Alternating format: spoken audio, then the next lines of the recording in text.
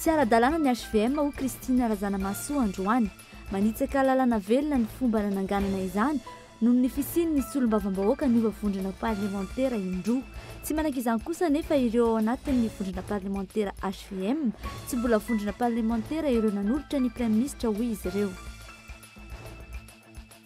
Vola 3 miliara ariary mahery no ilain'ny ministera ny fizahantany ametrahana ny polisy ny fizahantany eto Madagasikara. Ireo faritra mahasarika ny fizahantany enina no voakasika izany. Tsy mbola fantatra kosa na roviana no anomboka ny fandraisana ireo polisy ny fizahantany ireo. Efa mipetraka kosa ny masivana amin'izany. Filaminana lasa faritra mena ny faritra Tsimondrano taoriany vonolona sy asa fanafihana ny sesy tao Tanjombato, Ambohidrapeto ary Taosy. Ny fiambenana sy ny fanamafisana ny andro masim-pokon'olona no an'ny vahaolana hita ny tompona ndraiki-pokotany manoloana ireny. Raha ampitso no hivoaka ny valim-panadinan'ny mpanjakana BEPC ho an'Antananarivo renivohitra tsara ny vokatra tamin'ity taona ity. Etsakilana nefa mbola olana trano ny tsy fahazahoan'ireo mpandraraha mpamoaka ny valim-panadinana ny vakasion nanomboka ny taona 2024. Andro faharoa ny fampisaranady ao Gaza. Efa isanjato ny faritra ao Gaza no fehezindreo miaramila Israeliana. Ireo tofarana izay misitaka tsikelikely. Sarotra ho an'ny mpitondra fanjakana kosa ny anarina vetivety ny zavatra simba izay mitety bidy 4 hatramin'ny 9 miliara dolara tato anatin'ny iray volana. Ny andindiny avy hatrany.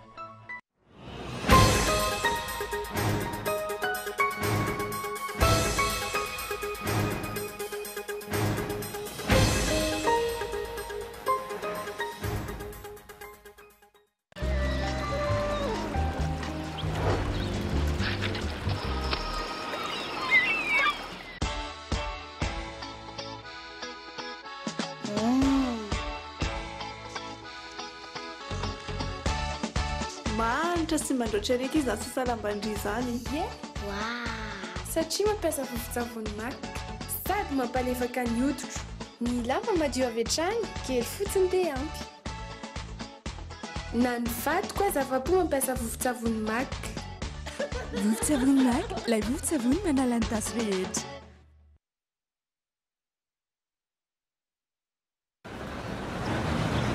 Safady. Lalao, inona vaovao fandehaisana izany? Manahoana andehanao re abonnement Canal Plus sao tsy mahita série eo. Vaty koa manaraka baolina dia sao taraiky eo. Fa maninona renao ny membibisety? Miampita fotsiny dia efa vita ry abonnement. Ahoana? Hitanao ry izao misy point de recharge Canal Plus. Raha vao mahita ray ohatran'io dia efa afaka misy abonné ao. Zany rehefa mandro vola eny amin'ny point de recharge Canal Plus ianao dia alay voataremarika 400 eo amin'ny carte ao anatin'ny décodeur anao dia entinao fotsiny ny vola tokony aloha arakaraky ny abonnement anao. Manatona fotsiny point de recharge Canal Plus dia efa vita. Ndao aby manomboka izao afaka manatona point de recharge Canal Plus ianao rehefa anao réabonnement Canal Plus.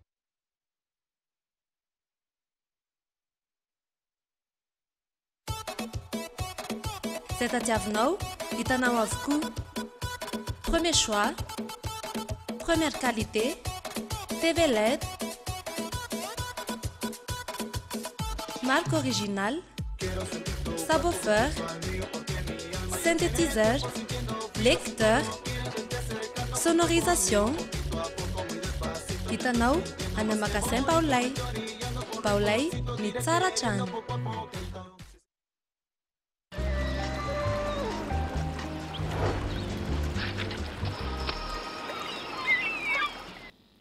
Miaraba isika rehetra manaraka ny fampalalam-bavao eto amin'ny fahita lavitra kolo amin'izao takariva izao manasana mpanazana anaraka izany hatramin'ny farany. Eo amin'ny pejy ny politika avy hatrany dia ny faran'androany ny sommet États-Unis Afrika izay natrehan'ny filoham-pirenena malagasy ery Rajaonary Mampianina. Fantatra tamin'izany fa anome vola mitetina 3.7 miliara dolara ho an'ny Afrika ny Amerikanina ary azo anjara amin'izany ihany koa i Madagasikara. Isan'ny andrainjara tamin'ny fiaraha-misakafo lehibe nanasan'ny filoha Amerikanina ny filoham-pirenena Frantsay ny filoha malagasy mivady omaly talata nisy ihany koa ny fionany tamin'ny tompon'andraikitra sy ny mpandraharaha maro samihafa toy ny avy amin'ny Boeing, ny Exxon Mobil sy ny sekretera mpanjakana Amerikanina misahana ny fiarovana John Kerry. Nandrainjara tamin'ny atrikasa maro samihafa ny filoham-pirenena malagasy raha ny fampitam-baovao avy amin'ny fiadidinan'ny Repoblika Malagasy. Isan'ny vaovao tamin'ity fionana ity ny nafantarana ny masivo Amerikanina vaovao iasa eto Madagasikara izay fantatra amin'ny anarana hoe Robert Yamate.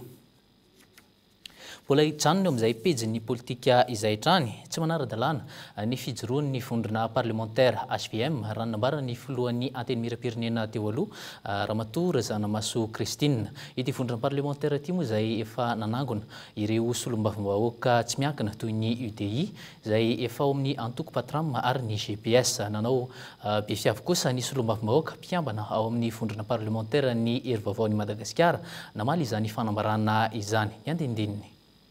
Raha ny voalaza ao amin'ny andininy faharoa amby fitopolo ao amin'ny lalam-pandrenana tsy maintsy miditra ao anaty vondrona parlementaire ireo solombavambahoaka mba hialana amin'ny famadihana palitao. Ireo solombavambahoaka tsy miankina ny tena voatsindry tao anatin'izany. Hatreto, 12 no fantatra fa isan'ny vondrona parlementaire ao Tsimbazaza. Isan'ny voalohany amin'izany ny vondrona VPM Malagasy miara-miainga manana solombavambahoaka 7.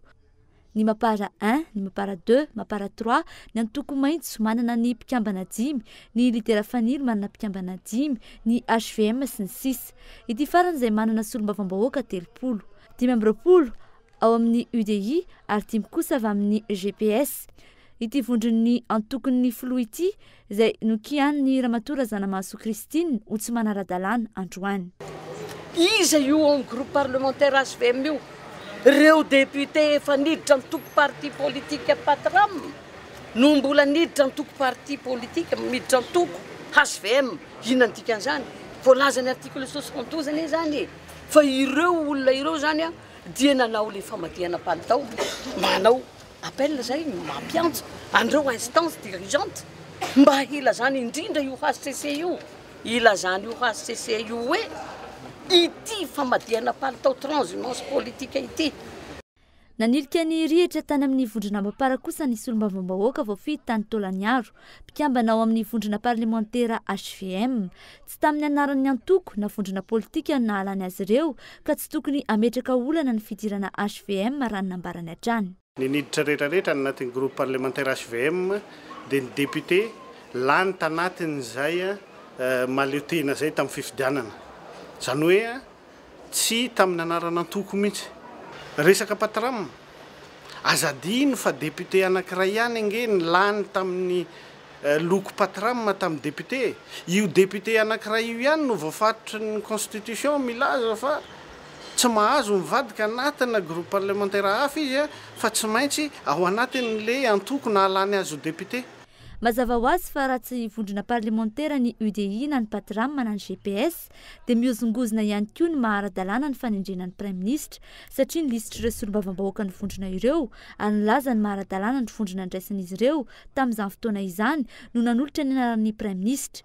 Raha ireo zava-misy ireo ny vondrona politika malagasy miara-miainga ny lider fanilo ary ny antoko maitso ihany izany no ara-dalàna sy tsy niovaova hatreto.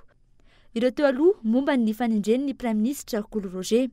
Raha tsy ivona, efa ny 17 ny volana Jona teo no fetrandro voafaritra tany am-Pendohana ho fananganana ny vondrona parlementaire. Hatreto anefa, misy amin'ireo solombavambahoaka no mbola tsy tafiditra anatina vondrona parlementaire ary tsy misy daty fetrandro mazava intsony ihany koa ny amin'ny tokony ananganana izany. Porofovaingana fa goragoratrany ny lalàna rehefa miresaka ny tombontsoan'ny mpitondra. Rehefa miresaka izay solombavambahoaka izay hatrany dia niova indray ny fandaminana na fenina tsy ho hitan'ny mpanao gazety ny listr'ireo candidat nirotsaka ho fidiana ho isan'ny solotena 2 avy amin'ny anteny miram-pirenena eny amin'ny fitsarana avy momba ny lalam-pandrenana. Raha efa re ny feo fa isan'ny candidat atolotra ny vondrona mapara ny filohan'ny anteny miram-pirenena teo aloha Razanamaso Christine nandiso izany ny tena ny androany. Herinirina rabary no mitaritra ny andindininy. 3 volana ty aoriny ny onganany teo amin'ny toeran'ny filohan'ny anteny miram-pirenena niverina nanatrika indray ny fivoriana Ramatoa Razanamaso Christine io maraina io. Nanomboka omaly nanomboany ny fametrahana ny antota-taratasy filatsahako fidiana ho isan'ireo solotena 2 ny anteny miram-pirenena eny amin'ny RCC. Maro ireo anarana efa niely fa hirotsaka amin'izany toerana izany. Isan'izany ny sekretera jeneraly ny anteny miram-pirenena. Fa re ihany koa fa atolotry ny mapara ity filohan'ny anteny miram-pirenena teo aloha ity. Ity faran'izay nandany tsy hirotsaka. Hatreto ihany koa anefa tsy mbola misy ny antotanisa mazava ny amin'ny lisitra ireo candidat ireo. Natolotra ny mapara, nanolotra mapara fa za tsy nanao candidature aloha e. Tsy nanao candidature ny antony. Tsy nanao candidature dia za koa tsy afaka e. Raha ohatra ka hoe iray tsy kombakomba amin'ny asa izay ataony haute cour constitutionnelle zay efa hita hatramin'izay ka hatramin'izao zay tokony hoe mpiambina mpiaro ny lalam-panorenana anefany io androm-panjakana io ihany koa no manososy ny lalam-panorenana. Raha tsy ahivina ny alatsinainy teo no nandany ny masitsivana amin'ny olona tokony andray izany toerana izany ireo solombavam-bahoaka.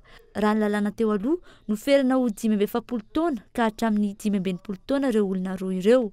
Niova kosa izany tamin'ity indray mitoraka ity. Sorona arak'izay tratra ny fahazahoan'ny olona hirotsaka ho fidina.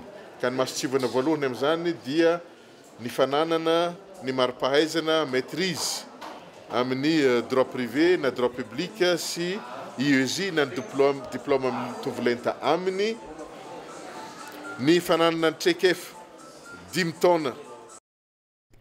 Raha ampitso ny farana ny fametrahana ny antota taratasy firotsahanko fidiny ireo kandida ireo. Ny zoma izao kosa no ataony fifidianana ary amin'io ihany koa no fantatra mazava ny isan'ireo kandida sy ny anaran'izy ireo. Raha ny vaovao retena ny toerana kosa nefa dia efa mahatratra eo amin'ny 20 eo ireo kandida ireo hatreto. Iresaka fifidianana kosa sika ao anatin'ity fanadidina manaraka ity. Afaka roa andro no anomboka ny fampelezan-kevitra amin'ny fifidianana ampahany amin'ireo distrika efatra tsy maintsy amerina ny fifidianana solombavam-bahoaka di Sainte-Marie, Ambanja, Beloha-sur-Tsirbine ary Marovoay.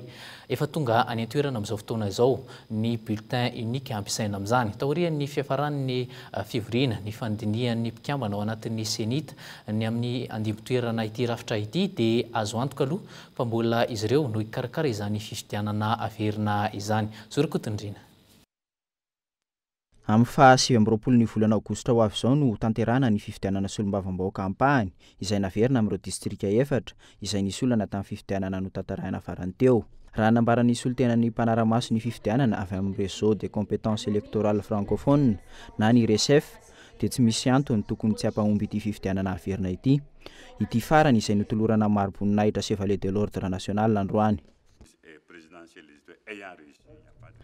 Efa nahomby ny fifidianana nokarakaray senita tamin'ny fihodinana voalohany sy faharoa ary solombavam-bahoaka farany teo. Tsy misy antony mihitsy tsy hampahomby ity fifidianana ampanakarakarainy ity. Eny fa na fifidianana communaly ihany koa aza. Raha ampitso no aseho ireo mpiara-miasa amin'ny senita sy ny mpanao gazety ireo bulletin unique alohan'ny anaparitahana azy ireo any amin'ireo distrika efatra natanterahana fifidianana dia Ambanja, Marovoay, Beloha-sur-Tsirbine ary Sainte-Marie. Mbola tsy misy tokotaniny kosa nefa hatreto ny fifidianana communaly. Vao eo andalam-pandiniana ihany koa ny rafitra izay asolon'ny senité amin'izao fotoana izao.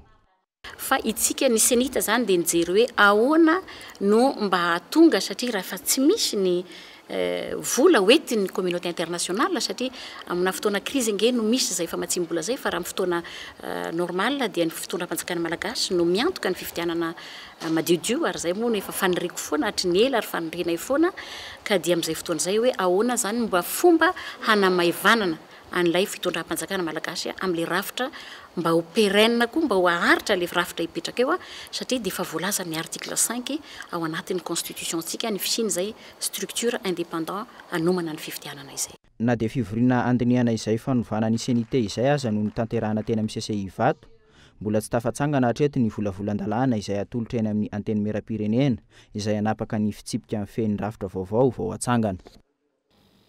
Ny pejy ny toe-karena kosa no anoizantsika izao fampahalalam-baovao izao.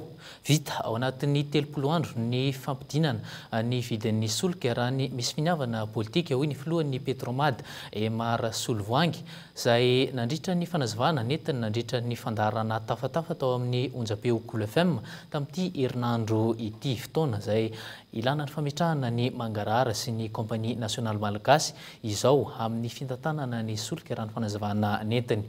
Manoloana ny fanontaniany ny mpanao gazety moa dia izay no valiteny arahantsika vetrany ary ny andindiny makasika izay. Varoboba io ny fomba varotan'ny fanjakana malagasy ny harem-pirenena teto Madagasikara tao anatin'ny 420 taona hoy ny injeniera Emar Solovoangy filohan'ny Petromad. Manoloana ny fanombohan'ny fitrandrahana solitany atao Madagasikara ankehitriny maika amin'ny fananganana ny antsoina hoe Kompania Nasional Malagasy raha ny fanazavany. Voalohany indrindra aloha mba tsy tonga ny harenantsika amidy varoboba ohatra nanaovantsika anazy hatrany amin'ny 1930 zay lo fata-bahoaka fatan'eran'izao tontolo zao fa ny harenantsika eto amiditsika varoboba zavatra tokony $1 amiditsika fractionna centime ny antony zany hoe tokony zany manana io compagnie nationale itsika mievalue hoe réserve tsika eto alohany anaovantsika ny contrat zany efa haitsika daholo hoe ohatra ny ahoana ny réserve tsika ao ahoana ny qualité ahoana ny fahasarotany fitandrahana an'io ohatrina ny trandraka an'io zany efa manana données complet zany tsika vao mandeha mbola table zay vao manao ny contrat io zay hoe pourcentage zany miankina am'izay ka raha tsika tsy manana an'izay fahalalana zay nefa le olona naovantsika négociation manana an'io détail tsipriny de vao nambaka tsika manana avantage be zany zareo ohatran'izay foana nitrangatra am'izay ka tokony zany manangana an'io compagnie nationale io mba ahafahantsika miala am'izay zany mba be de be ny tombony verina ty amintsika malagasy tsy afa-misaraka amin'izany ihany koa fametrahana amin'ny mangarahara momba fitantanana solika ho ity manam-pahaizana manokana momba ny solitany ity terakelanelana goavana eo amin'ny Nigeria sy Norvège io resaka mangarahara io manana pétrole be ny Nigeria comparena amin'ny Norvège nefa Norvège ny tena tafavoaka raha hitanareo zany hoe ny any amin'ny compte d'état zareo nahitako anazy farany tany amin'ny décembre 2012 112 trillion 120 milliards 2 milliards ny vola any amin'ny compte d'état ary izy io anaovan'ny zareo investissement réseau tout ça zany hoe zana-bola amin'io fotsiny de efa tsy lany zareo hanika zareo nefa mbola mamokatra ihany hanika ny manan-karena manan-karena zareo au contraire an'izay nefa mitranga ny Nigeria resaka mangarahara tena fototra an'izay ka raha tsika zany tena hoe haka ny anaraka ny lalan'ny Norvège siry zareo tafavoaka pétrole io de mila deny zao mbola tsy miala ambany tany eo solika io de apetraka ny rafitra tena tsara sy mangarahara hitsinjovana ny hoavin'ny firenena aiza ho aiza amin'izany Madagasikara de hitovy aretina amin'ireo tany afrikana misy pétrole tahaka ny Nigeria ve ny 7.9 malagasy ankehitriny no tsy mahafantatra akory ny tena fivoaran'ny fitrandrahana solitany eto Madagasikara raha fanazavan'ity teknisiana malagasy sangany maneran-tany ity fa vola mitentina 3 miliara ariary mahery no ilain'ny ministera ny fizantany hametrahana ny polisy ny fizantany eto Madagasikara ireo faritra masatrika ny mpizantany no voakasiky izany tsy mbola fantatra kosa na rovina ny fotoana anombohana ny fandraisana ireo polisy ny fizantany ireo efa mipetraka kosa ny masotsivana amin'izany polisy ny fizantany izany Hilda Sinjo ho fanatsarana ny sehatry ny fizahantany eto Madagasikara nankatoavin'ny filan-kevitry ny gouvernemanta ny talatalasa teo ny fananganana ny polisy ny fizahantany brigady manokana isahana ny fanaramaso sy fanatsarana ny fandriam-pahalemany mpizahantany no tena ametrahana azy io toy izay efa misy any amin'ny firenena hafa mivelona amin'ny fizahantany zay koa ny heverinay fa hoe mba ahafana manamafy kokoa ny fandriam-pahalemana amin'ilay toerana zay misy mpizahantany be indrindra eto Madagasikara. Amin'ny faritra iza daholo zany no ametrahana azy? Le misy an'ilay ataonao hoe site majeur moa enina. Io zany no eritreretina hametrahana anazy fa ny site pilote aloha voalohany hametrahana le police du tourisme voalohany na Isalo na Nosibe.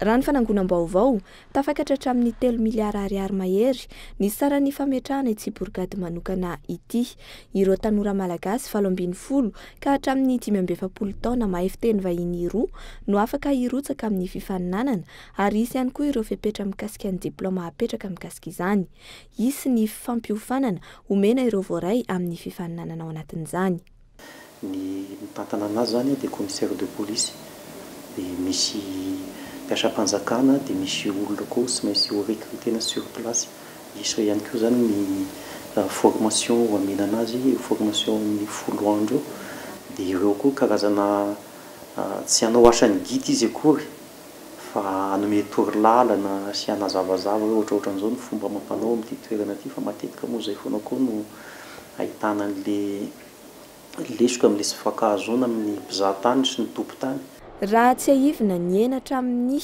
920 nisan'ny mpizahatany teto Madagasikara ho an'ny taona 13 sy 14 raha ny ohatra ny taona 12 sy 14 na tratra 2750 sy 5 izany ny taona 12 sy 14 ary tafalatsaka hatramin'ny 19 sy 707 sy 9 hetsy tamin'ny herintaona. Nandoto endrika ny Madagasikara indrindra ny Nosy Be izay mandray ny 220 mpizahatany tonga eto Madagasikara ny fisian'ny famonoana vazaha tany an-toerana ny volana septambra tamin'ny taondasa. Ratsy ihany koa anefa ny endriky Madagasikara manoloana ireo tsy fandriam-pahalemana amin'ny faritra samihafa ka isany nandraisana izao fepetra amin'ny fametrahana ny polisy ny fizahantany izao. Iny fanadadiana nentin'ny mpanao gazety Hilda Sinjoino no itodiantsika amin'ny pejy hafa mihitsy taorian'ny fahefana mpanatanteraka tonga ny rodorodo teny amin'ny Birao Mahaleo tena miady amin'ny kolokolo na ny Bianco izany nanao fanambaram-pananana ny fianakaviam-bean'ny mpitsara androany. Ny fitsarana no antoka voalohany eo amin'ny famongorana ny kolokolo raha nambaran'ireo solitena ny mpitsara izy ireo araka izany no tokony ho fitaratra eo amin'ny Mangarahara ny andindininy. Na dia 14 monja azy ireo solitenan'ny mpitsara no tonga teto amin'ny Braony Bianco tety Ambohibao. Ny mpitsara rehetra manerana ny nosy no azo lazaina fa nahavita ny fanambaram-panana ny androany.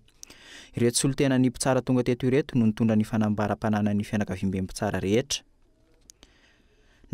Rehefa hoe fanamafisana ny fanjakana tandarana resana dia anisan'ny andry anankilehibe amin'izany ny fitsarana indrindra fa ny mpitsara atao amin'ny teny vahiny moa zany hoe un des piliers zany principaux du renforcement de l'état de droit ny mpitsara zany indrindradretra ka izany indrindra no antony ahatongavana eto eo moa zany izahay miaday ao amin'ny fitsarana tapony Madagasikara. Na misy aza ny fitarainana apetraky ny tsirairay eny anivon'ny Bianco amin'ny resaka kolikoly, mijanona eo anivon'ny fanadadiana ihany no asan'izy ireo. Anjaran'ny fitsarana kosa no manohy sy mandray an-tanana ny raharaha avy eo. Raha nambaran'ny Italie Générale ny Bianco, ny mpitsara no tokony amin'ny ohatra ny rehetra eo amin'ny fampisinany Mangarahara. Efa mila fanovana ihany koa ny lalàna mikasika ny kolikoly.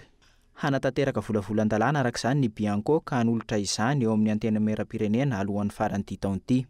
Misy tetikasa zany efa nifaritanay ao anatin'ny tenim-bolana farany amin'ity taona ity ahafahana mametraka an'izay lamina izay ka tongavantsika amin'izay tetikady pirenena edeny amin'ny kolokolo vaovao izay dia misy fionana isan-karazany tanterahana amin'izany na hatrany amin'ny etretinay ho hatrany amin'ny région any hatrany amin'ny faritany dia izana aka ny hevitry ny tsirairay indrindra ny hevitr'ireo olona izay voakasika mivantana amin'ny ady amin'ny kolokolo na ny eo amin'ny fitsarana zany na ireo namana ao amin'ny chaîne pénale na ny any amin'ny CSI na ny ministère ny fitsarana. Raha ny nambaran'ny avy eo anivon'ny Bianco hatrany, isan'ny fepetra takin'ny mpamatsy vola iraisam-pirenena ny fanaovandreo olom-panjakana rehetra fanambaram-pananana. Antoko ny fametrahana ny fanjakana tsara tantana mba tsy isian'ny vola mihodina eo amin'ireo androm-panjakana rehetra zany. Eo amin'ny vaovao ny fandriampahalemana kosa indray dia mandry tsy lavoloha ny mponina eny amin'ny faritra Atsimondrano iny taorian'ireny ny vonon'olona sy pobasy ny fanesy Tatoato. Isan'ireo toerana tena mafana Tatoato ny teny Tanjobato, Itosy sy Ambohidrapeto iny. Ny fiambenana sy ny fanamafisana ny andro-masom-pokon'olona no andro-vahaolana hitan'ireo tompona ndraiky fokotany manoloana ireny zava-mitranga ireny. Zorikotindrina no mitaritra izay vaovao zay. Tao anatin'ny iray volana izay, farafahakeliny intelo no nisy pobasy tamin'iny Atsimondrano iny. Isan'ireo tanàna mahamay ny ety Ambohidrapeto. Vao tamin'ny faraparan'ny volana Jolay lasa teo izao no nisy vazaha maty nisy namono tao an-tranony. Ary vao tsy ampy herinandro koa izay no naharenesana pobasy maromaro tetỳ amin'ny manodidina. Tahotra aloha izay, satria izay akaiky kely eto pobasy moa tamin'ny lalana iny zaho vezivezy teo dia mba nitaty avelany nanapoaka. Mety teo amin'ny 10 latsaka teo ny pobasy mipoaka. Tsy mifidy asiana ireo mpangalatra sy mpanendaka fa rehefa vola dia izay. Mipetraka ny ahian'ireo mponina manoloana izany zava-mitranga izany. Misy fiantraikany betsaka ao amin'ny fitadiavan'ny tsirairay izany. Toa ireto mpivarotra ireto izao dia tsy maintsy voatery mody aloha izy ireo, nefa ny hariva vao tena misy ny tsena. Tsy izy ihany fa ireo izay miasa ety amin'ny manodidina ety. Ny fiainana moa zany hitanao sarotra dia fandrimpahalemana moa hitanao ihany fa misy mifandrimpahalemana zany anivony olona koa fa crise fa tsy hoe efa tsy efa amin'an'le fiainana zany dia efa tsy hitantsony zay tena fandehany fahaseranana zany aloha dia raha ohatra zao no mitady aty an-tanàna dia efa tsy maintsy mila hoe mifodiana ohatra zany ny fahaseranana raha ohatra ianao zany mba hoe janonjanona rivariva dia tsy tafajanona riva fa dia tsy maintsy mody ianao. Ankoatr'ireo isa mirongatra ihany koa tatoato ny alabotry tamin'ny faritra vitsivitsy na dia misy aza ny pobasy tsy manatsafidy ny avy eo anivon'ny fokotany fa tsy maintsy mandefa ny carte mobile sy ny andro masom-pokon'olona miambina ny tanàna. Efa mandraindraikitra ihany zany moa ny fokotany amin'le resaka pandriampahalemana dia efa mihetsika zany ny carte mobile hito aminay zany manao larondy ihany izy zany amin'ny isaky ny arivo zany hoe ny mpangalatra moa fa mahana fitaovam-pidiana fomba fa dia zay no ohatrany hoe mampiravavitanana an'le carte mobile zany fa na izanatra zany raha mba miezaka manao ny asany ihany le andro masom-pokon'olona sy ny carte mobile tany eo fokotany nefa zany akory tsy masakana ny hoe an'ny asan-jola. Raha mikasika ilay vonon'olona kosa indray tsy mbola mazava na tonga ireo olon-dratsy hanao izany. Ny fantatra dia efa vantana mangatsiaka sisa no hitan'ireo avan'ilay vazaha tao an-tranony ary vola mitetina 570 euro no very. Isan'ny mampirongatra ny tsy fandrimpahalemana ihany koa ny fiparitahan'ireo basy vita gasy sy ny rongony. Tamin'ny alatsinainy lasa teo izao dia nahatratrarana basy vita gasy iray teny amin'ny fasankarana. Omaly sy Androany maraina, olona 5 hafa ihany koa no tratra ny varotra sy ny vidy rongony tamin'ny faritra Tanjombato iny. Eo amin'ny pejy ny fampianarana kosa indray amin'ny alatsinainy ho avy izao no anomboka ny adina baccalauréat eto Madagasikara ka ny mpianatra ao amin'ny lalam-piofanana teknika sy teknôlôjika no anomboka izany. Ny 20 ny volana aogositra kosa no anomboka ny adina ho an'ny mpianatra amin'ny fampianarana ankapobeny. Raha ny fanazavana avy amin'ny Ramatoa Rasoa Zananera Marie Monique, ministra ny fampianarana ambony sy ny fikarohana siantifika tolakandro dia miisa 770 sy 309 sy 5 alina sy iray hetsy ny isan'ireo mpianatra hiatrika ity fanadinam-panjakana ity ka ny 4 sy 700 sy 7 amin'izy ireo dia avy amin'ny sampana teknika sy teknôlôjika avokoa ary ny 270 sy 700 sy 4 sy 4 alina sy iray hetsy dia amin'ny sampana ankapobeny. Raha ireo antotanisa ireo no jerena azafady dia nahitana fiakarana 700 ny an'ny fampianarana ankapobeny ary ny 500 kosa ny an'ny sampana teknika. 250 sy 200 ny foibe-mpanadinana ary aharitra ray volana eo ny fitsarana izany ka ny faran'ny volana septambra anoany zany vao ivoaka ny valin'izay fanadinana baccalauréat izay efa voarain'ireo université iran'ny faritany kosa ireo laza adina ampiasaina amin'izany mikasika ireo olana any amin'ny université indrindra moa fa ny any amin'ny faritra kosa dia manameloko ny fampiasan-kery ny ministra Androany. Toy izao ny fanazavany. Fa zavatra tsy ekeny fitondram-panjakana ny gouvernemanta dia ireo acte de vandalisme na mipoitra avy any amin'ny université izy ka hoe mitarika aty amin'ny ville izahay zany dia tsy hanaiky intsony an'ireny zavatra ireny violence ireny fefa mandray fepetra tanteraka ny fitondram-panjakana amin'izay filaminana izay ary efa misokatra ny fanadihadiana ny amin'ireny olona fauteur de trouble reny zany ka na iza izy na iza tratra amin'izany dia aloha zany ny lalàna no ampiarina aminy fa tsisy zavatra hafa azo atao intsony. Rehefa miresaka an'izay fampianarana izay hatrany isika dia hiakatra ny tany fahafahana BEPC ho Antananarivo amin'ity taona ity. Rahampitso no ivoaka ny valin'izany fanadinana izany ho Antananarivo renivohitra raha toka androany motapitra ny fampidirana ireo nota ao anatin'ny solosaina. Nanomboka androany moa androany ariva ny délibération etsy ankilan'izay nefa dia mitaraina ireo mpandraraha mpamoaka ny valin'izany fanadinam-panjakana izany noho ny tsy fahazahoan'izy ireo ny vacation nanomboka ny taona 12 sy 20. Michel Ranarjona no mitatitra ny andindininy. Ny farany herinandro teo no ny farany ny fitsarana ireo kopia ny fanadinana BEPC ho Antananarivo renivohitra. Nanomboka ny alatsinainy teo kosa ny fampidirana ireo nota ao anatin'ny solosaina na ny transcription izay ny farana androany. Ny hariva teo no nanatanteraka ny délibération ireo tompon'andraikitra amin'izany. Araka nambarako teo hoe mety ho androany hariva zao zay délibération zay mety ho raha-pitso arakaraka ny fahavitan'le zay asa fanadiovan'izay zany no mirosondray zany commissionn'ny correcteur manapa-kevitra ny amin'ny délibération. Mandrakariva moa zany izy io anelanelan'ny 9/20 hatramin'ny 10/20 zany no afaka fanadinana fa dia anjaran'ny tsara zany no mijery amin'ny hoe tokony somary hidina kely amin'le 10/20 raha ohatra izy mahatsapa hoe somary sarotsatra ny lazadina amin'ny ankapobeny na noho ny antony maro samihafa na hoe mijanona eo anelanelany na hitazona an'le 10/20 zany arakaraka ny nahitany zareo azy teo am-pitsarana. Arak'izany raha ampitso hariva farafatara no mivoaka ny valin'ny fanadinam-panjakana BEPC ho an'Antananarivo renivohitra. Itsakilan'izay mitaraina ireo mpandraharaha mpamoaka sy mpikirakira ny valim-panadinana fa hatreto ny vakasion ny taona 2024 sy 2024 mbola tsy voarain'izy ireo. Ny mpampianatra zany efa nahazo ny vakasion fa izahay mpandraharaha le manamboatra n'le fivalian'le BEPC zany mbola tsy nahazo vakasion hatramin'ny 2012. Dia zay mba mampalahelo anay zany hoe vita foana le asa nefa le vakasion mbola tsy mivoaka.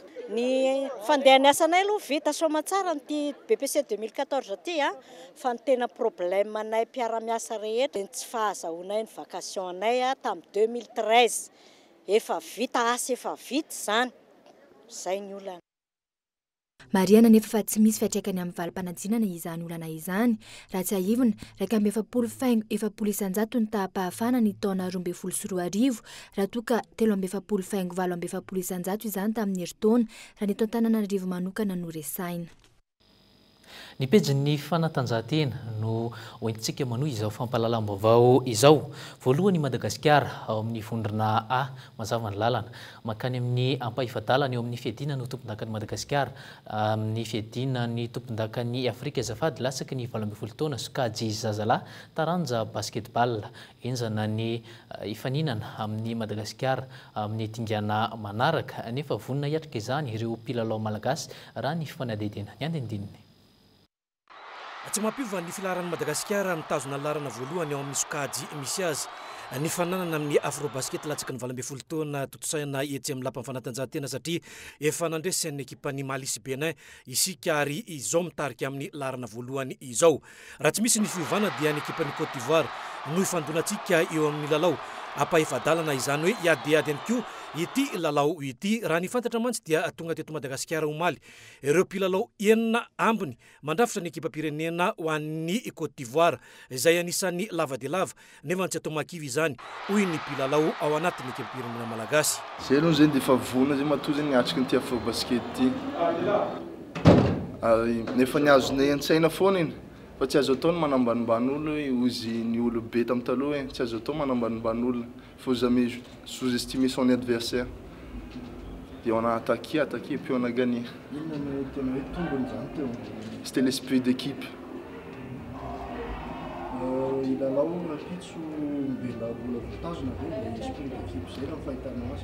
Amin'ny équipe anay aloha dia sûr 100% fa voatazona tsy gasy miray izy coachnay tsy misara mianakavy amin'ny gasy. Vonina hiatrika hatramin'ny farany ty fananana latsaky ny 12 taona ity ny ekipa pirenena malagasy miaro vonina pirenena tanteraka ary tsy maintsy hijanona eto Madagasikara ny medaly volamena rehetra amin'izay fananana izay raha ny fanazavana izy ireo hatrany ary nitosika avy any amin'ny mpilalao fahaenina izay tonga marobe mameno ny lapan'ny fanatanjahantena antoko ny fandresen'ny ekipa pirenena malagasy. Takano mazatra tokolasy tokovavy dia ny vaovao avy any ivelany no anakatonana ny fampahalalam-baovao eto amin'ny fahitalavitra kolo andro faharoa ny fampitsaranady ao Gaza andro any ny lamany anatoerana amin'ny ankapobeny raha 700 ny faritra ao Gaza no fehezin'ny miaramila Israeliana efa misitaka tsikelikely ireto farany ankehitriny ezikinan'izay kosa dia sarotra ho an'ny mpitondra fanjakana ny amerina vetivety ny zavatra simba izay mitety bidy 4 hatramin'ny 9 miliara dolara tao anatin'ny ray volana ny andindininy eo amin'ny sarin'ny France 24. Na dia mbola tsy tapitra tanteraka aza ny ady mangatsiaka any Gaza efa nanomboka nangoronetana hatramin'ny omaly maraina ireo tafika Israeliana ary niala ny faritra. Raha nambaran'ireo miaramila Israeliana roa herinandro izao no nijanona tany amin'ny toerana ary ny faritra atsimo Gaza no tena niasany. mitanjotra mivoaka ny sisytanin'ny palestina ireo fiaravaventy hoe tia miady araka nambarany mpitondra teny tafika israelianina ro mitelopolo ireo tunnel ravan'izy ireo tato anatin'ny iray volana nanaovana ny tolona na dia tsy azo lazaina ho zato isanjato aza ny asa vita efa simba avokoa ireo fitaovam-piadiana mahery vaika an'ireo tafika palestinianina atahorana andripaka ana israelianina na ireo sivily tsotra etsekilan'izay ihany koa misy amin'ireo miaramila hebreo ireo no mbola misalasara ary milaza fa mbola misy ny asa tsy vita raha ny antotanisa farany voakandroany 720 ireo tafika israeliana namony ainy tato anatin'ny iray volana anjato no naratra ho an'ny amasa kosa indray 570 no isan'ireo namony ainy mitety-bidy 4 hatramin'ny 9 miliara dolara ny fahasamban-javatra tao anatin'ny fehimpotoanana sy ny adiny sesilany isan'andro niaraka tamin'ny daroka bomba raha nambaran'ny ministry ny toe-karena israelianina andro faharoa ny fametrahana fitipapitsaranady efa tonga miseranam-piaramanidina ao Tel Aviv ny fanampiananentin'ny fiaramanidina israelianina rano sotro madio fanafody manazava izany ny ministry ny rahambahiny lefitra italianina mampanahinay ny manjoan'ireo mponina ty Israel antony lanorana tanana azy ireo tao ireny antso nataony taminy tsy mahavaolana teteraka izany fa ny fametrahana politika mazava amerenana ny filaminana no hitondrana fitoniana isa mitsidika ny zava-misy any Israel androany filohan'ny vokovokomena iraisam-pirenena ary tohinany amin'ny zava-misy raha efa nisy ny fanampiana natao mitetina 720 am'zato tapitrisa dolara no avy amin'ny vondrana iraisam-pirenena mbola nampanantena ampitombo izany izy ireo raha 20 tapitrisa dolara no efa omena ny tompony andraikitra masy hatreto etsakilana manomboka anarina ny fiainana andavanandro ireo mponina toe-karaina izay sarotra ho an'ny fanjakana ny anarina azy vetivety ato anatin'ny herintaona raha ny fanadihadiana mila mpamatsy vola avy any ivelany izy ireo vao afaka hamerina amin'ny laony ny fiainan'ny mponina andavanandro mitoy ihany koa hatramin'ny omaly ny fifampiresana ary diplomatika amin'ireo tompony andraikitra palestiniana sy israeliana ao Caire renivohitra Egypte. Ny fandarana almanaka sy tanànantsika no arahinao aoriana izao fampalalam-baovao amin'ny fiteny malagasy izao amin'ny valora sasany kosa no anarahanao ny fampalalam-baovao amin'ny fiteny frantsay eto amin'ny fahitalavitra kolo mandrapitafary toko klasy toko vavy.